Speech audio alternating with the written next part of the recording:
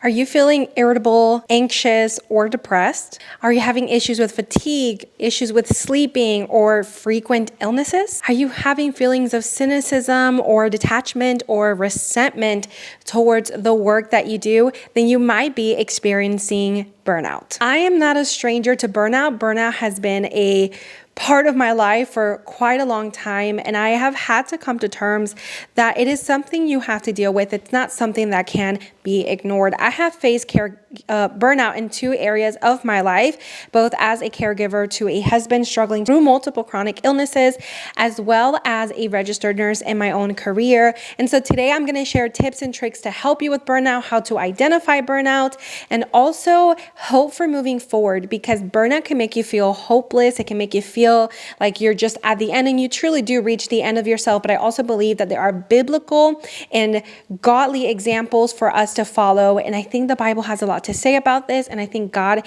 is a big part of giving us hope and getting through burnout, getting past burnout, and getting to a better version of ourselves, because your burnt out version is not where you need to be. So there are a few things that have caused burnout in my life. So I want to start off with sharing my story and my experience with burnout. I have another video where I talk about burnout and the stages of burnout, and I'm going to go ahead and link that down below. If not, you can just search for it in my channel. It's a great video if you are experiencing some of the things that I am talking about. But I'm going to share my story. I'm going to share it candidly, as I like to do, just because I know that this is something huge that is happening right now. In fact, I actually want to read to you a couple of statistics. So you see, this is something that is very common. You are not the only one dealing with it. According to the American Psychological Association, or APA, approximately 20 to 50% of caregivers experience significant symptoms of burnout. So these are people caring for sick loved ones, for the elderly. So this is a big portion of society, though, that tends to experience burnout, and it's common among this group. But also, according to a Gallup study, 23% of employees reported feeling burnt out at work very often or always, which is, that sucks. Imagine going to work and most of the time just feeling burnt out. But it also showed in this study that 44% reported feeling burnt out sometimes. So we're talking about over 70% of employees feel burned out at some point. Also, the World Health Organization recognizes burnt out as a occupational phenomenon and estimates that it affects around 10% of the global workforce, which might not sound like a big number, but think about billions of people in the world. 10% of them are experiencing burnout to some degree. So that's pretty insane.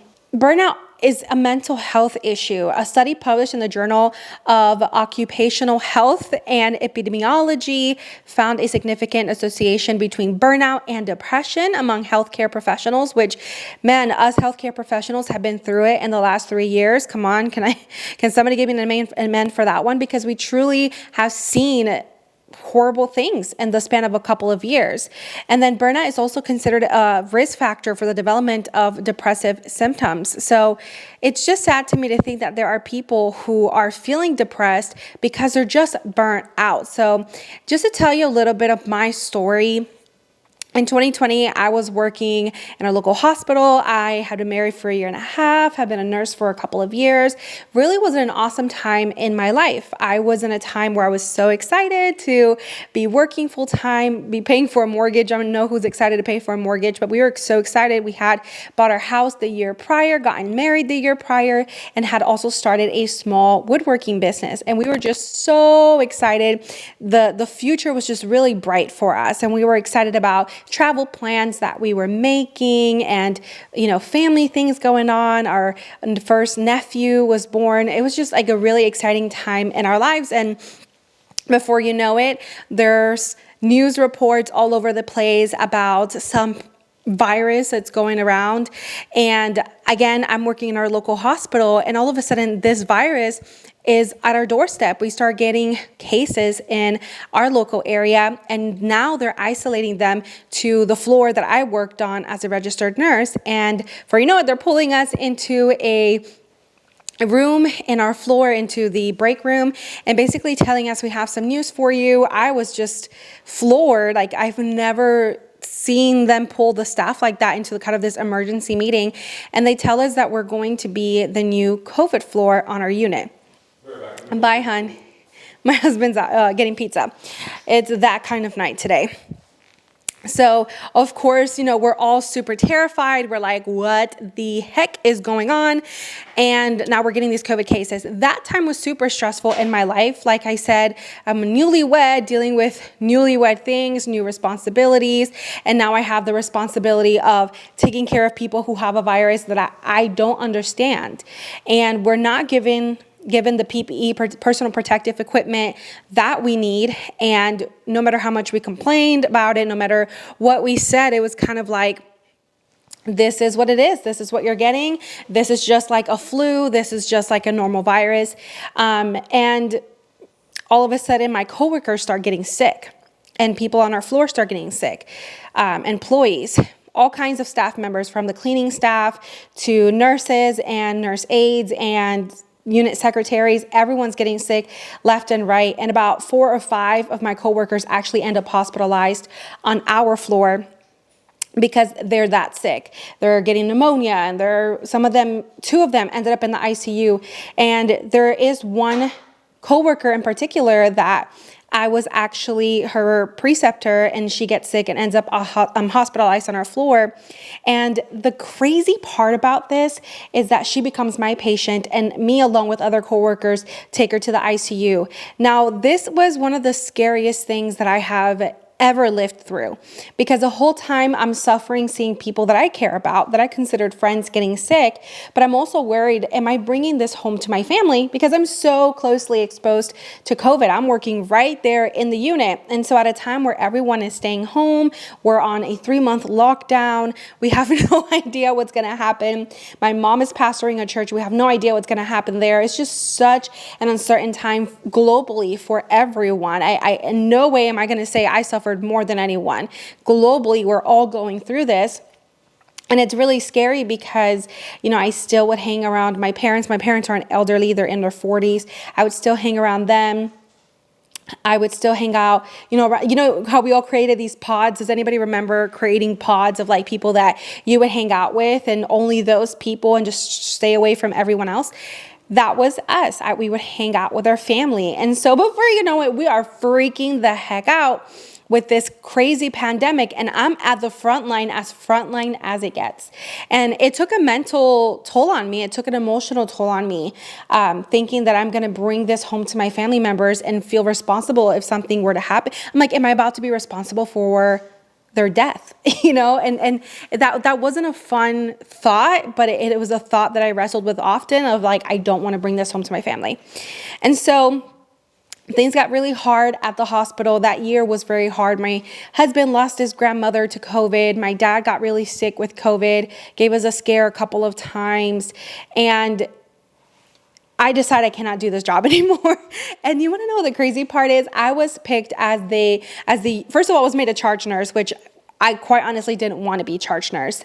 It was just a responsibility I wasn't interested in. And here I am, made a charge nurse, and felt like I didn't know what the heck I was doing. And then on top of that, I'm also named Unit Nurse of the Year. And I'm like, seriously, I've never wanted to quit this job more in my life, never wanted to quit this profession more in my life. And I'm getting awarded for it. And in my mind, I'm like, you'll have the wrong person. But eventually it gets to a point where I am coming home weeping and crying every single day. And I just knew it wasn't healthy for me to stay at this job. So I leave the job. And then I start working in an outpatient setting. And before I know it, my grandmother falls ill with COVID and passes away at the beginning of 2021. And then my husband gets sick and spends 3 months hospitalized in multi-organ failure. I almost lose him several times to a lack of oxygen. He is placed on as far as I know, the highest type of life support available, which is called ECMO, basically a machine that would pump blood out of his body through these huge hoses, literally the size of garden hoses. They looked huge to me, as you can imagine.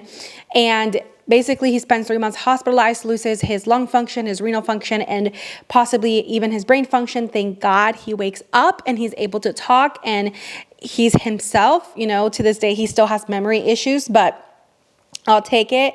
He's alive and he's here with us on planet Earth, but we've gone through absolute nightmares in the last couple of years. And that has led to just one emotional hit after another. And my mind really, it got to a point where you just start living off of adrenaline and a whole lot of faith on God. I am a Christian. I believe that God is real. I believe what the Bible says. I believe what God has to say about me and my situations. And I'm actually even a minister. And I went into a faith crisis. And I don't think it matters like how amazing you like see yourself or how much you believe in God. We can all get hit with life so hard because none of us are exempt from the hard things that are going to happen in this life. And I thought if I was a great Christian, I thought if I was, I loved God and I went to church and I served and I did A, B, and C, I thought that God would make everything perfect. But when you get hit really hard in life, you can get really disillusioned and lose all of your hope and faith. And I've hit rock bottom and then I've gone subterranean from there. Like, anybody out there ever been through a hard situation so difficult that you really end up feeling like I didn't just hit rock bottom, I'm underneath whatever rock bottom is. I'm in the worst place possible. I've lost family members. I've lost love for my career. I've lost hope in so many things. I've lost hope in humanity. I saw people let their family members pass away on their own because they didn't want to come visit them in the hospital. They were afraid of the virus. To me, it disillusioned me. And I just didn't believe there was good of humanity left. And even though I understand they had to make that decision for their own health, it was just very hard to comprehend. It was very hard to understand. And so I found myself at this place of absolute and complete disappointment and burnt out. And so the thing is, you can really live with burnout for a while. You can almost, I don't know about you, but like I've driven my car to the point where there is no gas in it and I'm literally on fumes. We can feel like we're running like that through life. We're still being productive. We're still going to work. We're still serving at church. We're still, there in our marriages, but we are running on fumes, and there is going to be a point where even there will be no fumes. You're going to crash. You're going to burn. You're going to be at your wit's end. And I've been there, and I know what that feels like. So today I want to give you some practical tips. I want to give you encouragement because you can get to a place where you are so hopeless, and I have been there, where the depression is such that it's almost like, I don't want to be on planet Earth anymore, if you know what I mean. I don't want to be here anymore. And if you have felt that way, this video is to give you hope because life can get that messy and life can get that difficult. And I don't want to be the type of Christian that says, oh, when hard times comes, just trust God. Just put it at his feet. Just go to church. Just worship. God will make it better. Because the reality is that you can serve God faithfully and still go through hard times. I think we don't say that enough. And then we can start to believe the lie that because we're such great Christians that we're not going to go through pain and suffering. And that just isn't true. We are going to go through pain and suffering in this world. In fact, Jesus warns us that we're going to have pain and suffering in this world. And he even tells us if they hated me, they'll hate you too. We're going to go through hard times. We're going to feel persecuted.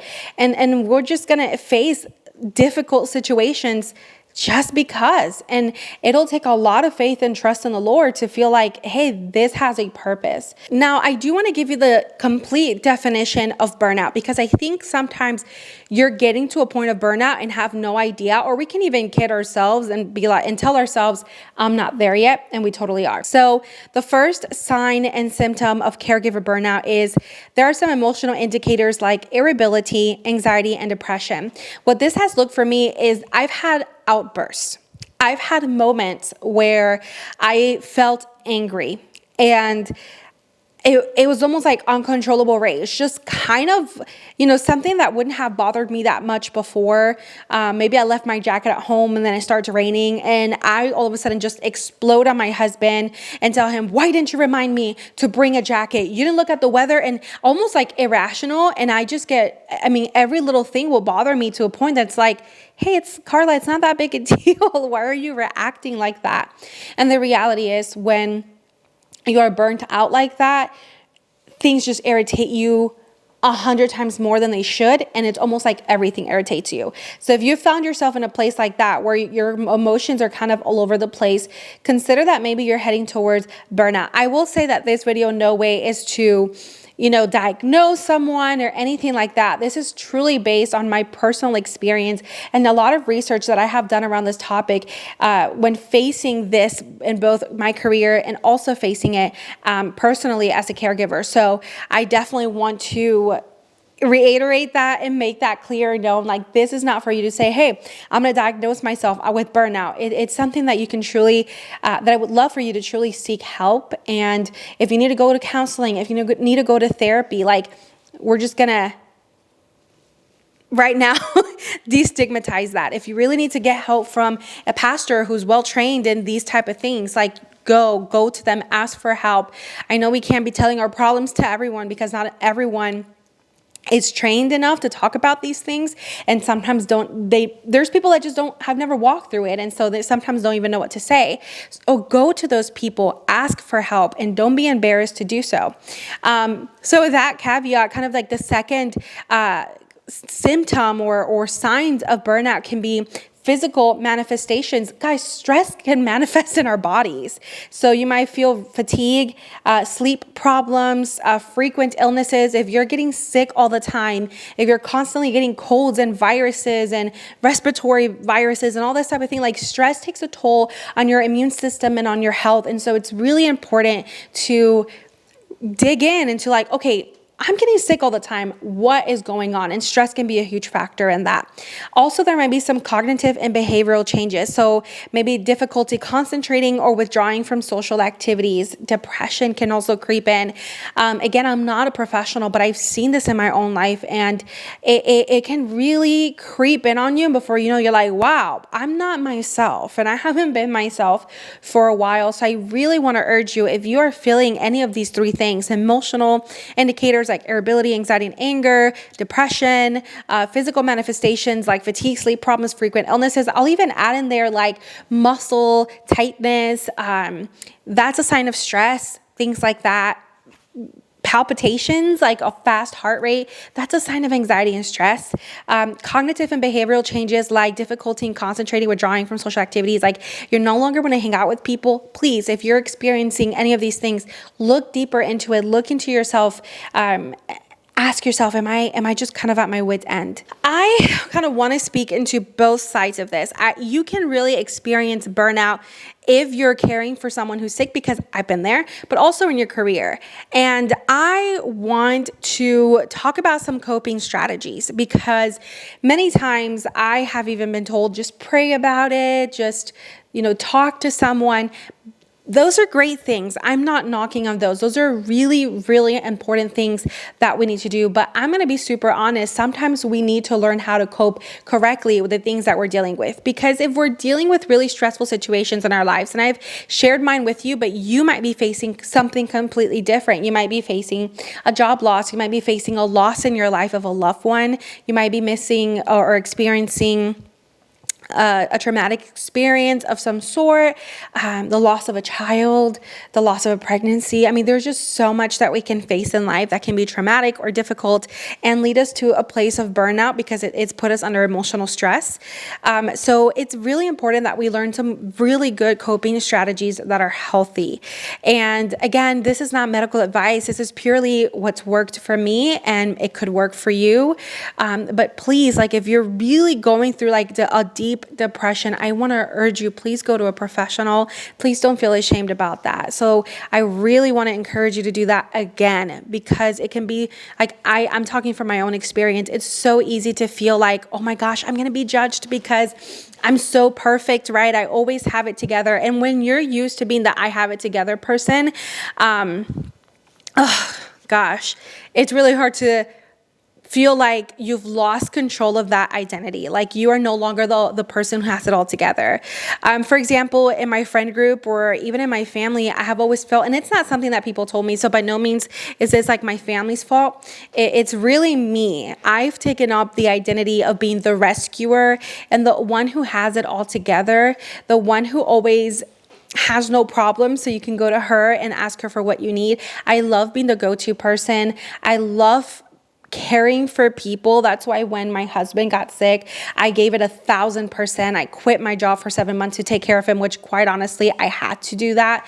My husband couldn't stay home alone, and he couldn't walk and feed himself. And he was very much wheelchair bound for a while, and then he was able to use a walker, but he couldn't shower on his own. He couldn't cook his own meals. He couldn't go shopping or drive. So obviously I had to take on so much.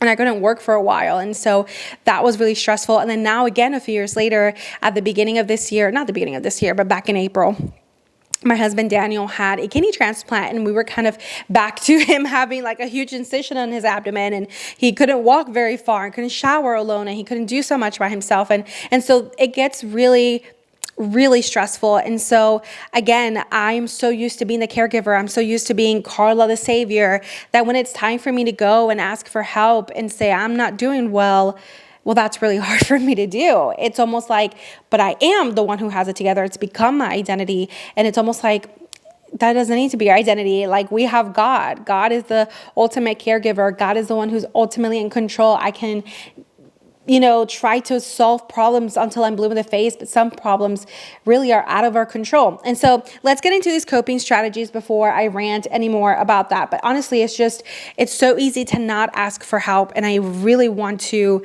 be your friend and tell you, you need to ask for help. I've had to, from multiple people, multiple times, because I don't have it all together all the time. And it's not good to pretend that I do. And if anything, it does me no good, and it actually harms me. All right, so coping strategy number 1, I'm gonna give you my pet peeve about this one, because you might have heard it before. Maybe if you're going through a hard situation, someone comes up to you and we're like, self-care.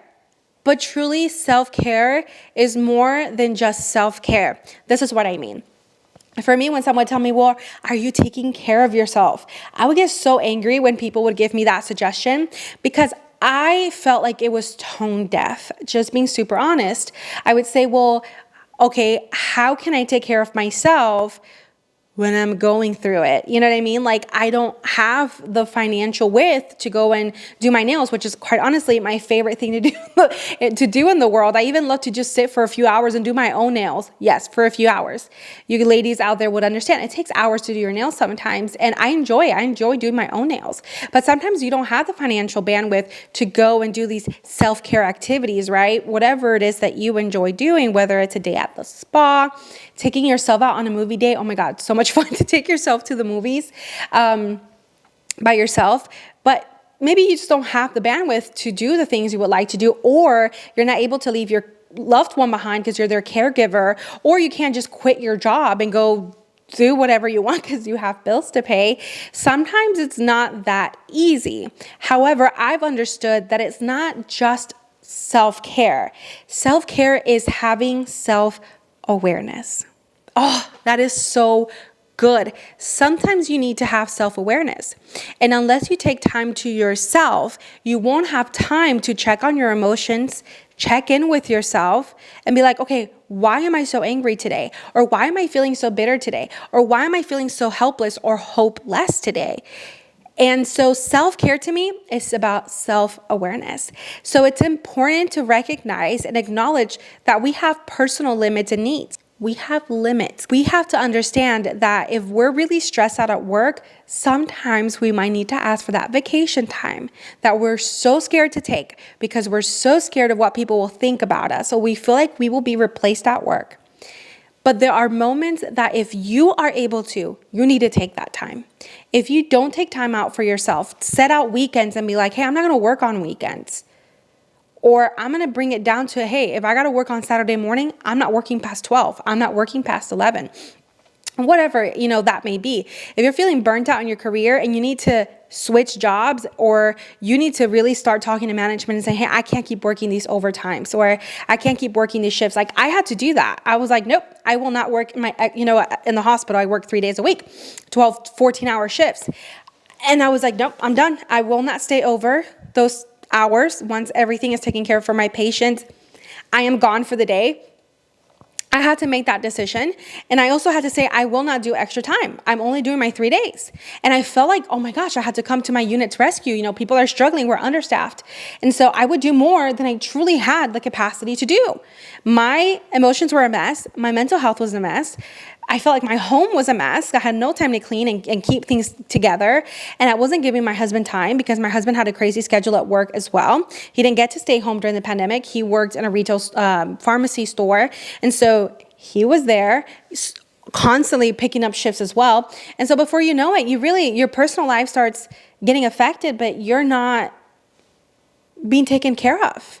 And no, self-care is about saying, whoa, I need to do things that will help me. If I need to bring my hours down at work, if I need to start asking for help with caregiving for my loved one, whatever it is in your life, you do it. You do it because you need it. It's not like I'll need it later. I'll take care of that later. If not, the problem is it's gonna get worse. The second thing that I do want to say is seek support and set boundaries. This is quite important. See, I, like was mentioning before, don't like to ask for help. And it's great to create the support group. This is something that someone that I've been going to for counseling told me, create a support group for yourself. People that you can truly trust. Now, I know not everyone has people in their lives that they can run to and tell things like it is, we got to be wise about that. And the Bible teaches us not to tell our dreams to everyone, that we can't just go tell people our very deep personal struggles because not everyone has our best interest in mind. And that's really important to understand. We don't want to make a mistake there. But I do want to say that there are people that we can pray to the Lord for, to bring into our lives and be like, okay, God, I need some help here. Bring me people that I can tell my things to. I will say, find yourself a healthy church. That's so important. Like, church family has been critical in this season of my life. People that I can ask for prayer, pastors that, I can tell what I'm feeling to and get a good, wise counsel. Go to a church that's healthy in the word, teaches the word like it is, not just preaching these motivational sermons with barely any Bible verses that are not teaching you how to live a Christian lifestyle that is healthy and fruitful. I'm talking about a church where they preach the gospel, where you feel convicted, where you feel like God is talking to you. That can be huge to get some support. Setting boundaries is also really important. When you're feeling burnt out, your mental health is struggling, establish clear boundaries to prevent overwhelm and create a work-life balance or a caregiver-life balance. So setting boundaries can look like, again, I'm not going to work past this time. I'm not going to work in the weekends. And as a caregiver, it can practically look like saying, hey, Friday nights for 4 hours, it's for me. So you can ask a neighbor, you can ask a family member, you can ask a church family member to come and sit with your loved one or to help you with a specific task or drive your loved one to the appointment so that you can take the time off. Great advice that was given to me was 1 day out of the week belongs to you and no one else until you can, start to get it out of this burnout feeling or start to recover your energy, recover your identity, recover yourself. And so it's really important to set a boundary and say, nope, I need this time. No one touches that. And, if your loved one doesn't understand or your job is not happy about it, you can clearly bring up, because I think people are getting better about boundaries. The reality is it's something that is so widely spoken about now. And so you can say, listen, I need boundaries because my personal life cannot suffer because of my work. I am a better worker when I am replenished and full of energy. And I know that can be hard to do and hard to say, but also we need to be working in places where there is good and healthy boundaries. Number 3, man, we really got to target time management and stress management. So for me in our home, what I have done is that I get a physical planner. I know people love to do that on their iPhone or whatever. I'm a paper and pen girly. I need to have things written down because if not, I am a hot mess and a half. And it is really, really difficult for me to follow along on my phone. I set alarms on my phone all the time to help me remember even to schedule things or get tasks done. That's super helpful. I love asking our smart speaker to do those things for me. But I have to say that One of the practical things that work for me is a planner, and it helps me to really just block out my time and say, Friday night, those 4 hours belong to me, no one else. Setting out these blocks of time. Also, stress reduction techniques. Gosh, that pizza looks so good. It does look good. Okay, I'll be right there. Yeah, take your time. I'm going to be super honest with you. Prayer is a huge stress reliever for me, because the Bible teaches us that we need to bring our burdens to the Lord and pray and bring everything to God in supplication and not worry and stress about any of those things. I'm going to totally butcher that Bible verse, but it's in Philippians. I'll put it up on the screen. This Bible verse has been huge for me, because as I've dissected this Bible verse, really gone into it, the one who wrote this was Paul. And if Paul had anything to be stressed about, out of all of us, I think he must have been the most stressed. He was in prison.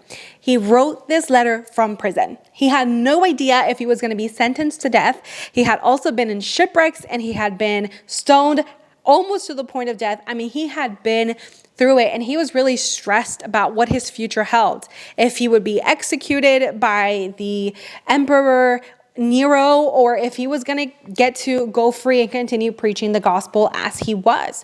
And quite honestly, some of the things that we stress about are not about life or death, if we're being honest. And however, I've walked through a season of legitimately feeling like I'm in a life or death situation with my husband's health situation, and also being a nurse.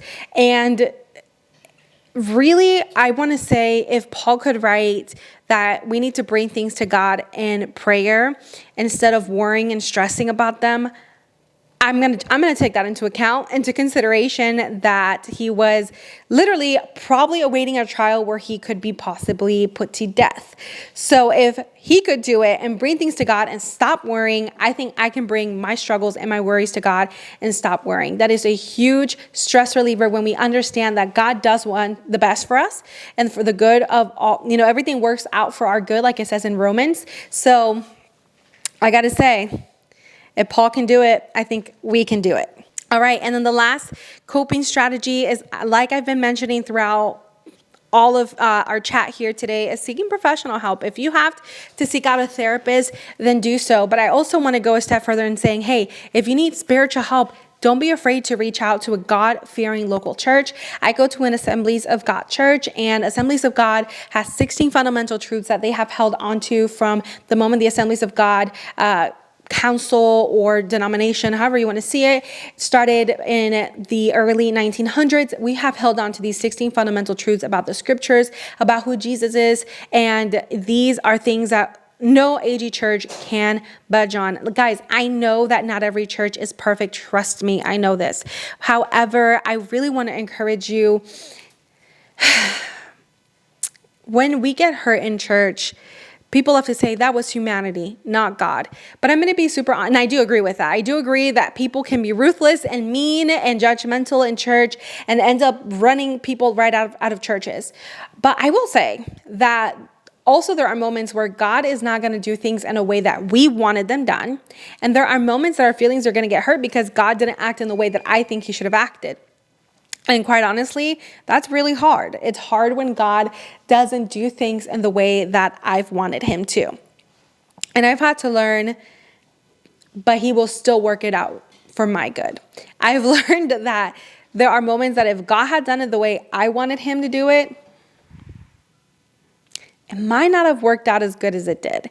I hope that these coping strategies are helpful. I really try not to be cliche because I've been giving so many cliche answers through my experience in season of burnout. And so I want to be able to provide practical tips as well as some spiritual support in telling you God cares. He cares so much for us in the moments when we're falling apart and we feel like we don't have it together. He cares. He sends help right when we need it. He sends provision right when we need it. And it's so hard because sometimes things don't work out the way that we wanted them to. And we find ourselves in this burnout place in career, caregiving, and family, and being a mother. Like wherever you're facing all of this burnout, I just want you to know there is hope. There is hope at the end of the tunnel. I promise you, these things may seem so simplistic in terms of like coping strategies, taking time out for yourself, giving yourself some love, some self-care, setting boundaries from things that don't benefit you, even if it's people that you love, taking boundaries and saying, I need time to myself so that I can recoup the energy.